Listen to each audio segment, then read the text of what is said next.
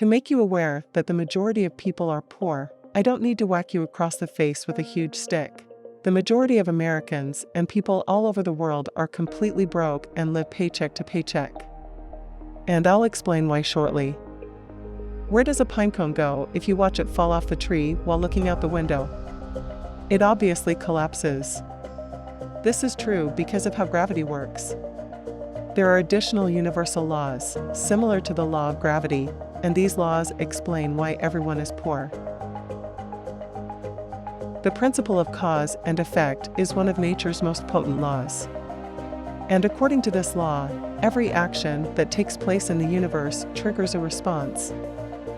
You may be familiar with the butterfly effect, which proposes that seemingly insignificant details can in fact have far-reaching effects. The term's inventor Lorenz found that, given enough time, even something as minute as a butterfly's wing flap could potentially result in a tornado. Every single poor person on the planet did not arrive there by accident. They arrived there as a result of cause and effect. No matter how insignificant they may seem, every action and thought you have is causing something to occur.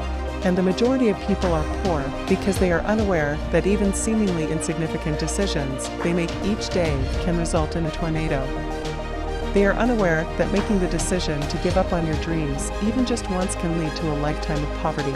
Most people live in poverty because they don't realize how one small decision can change the course of their entire life.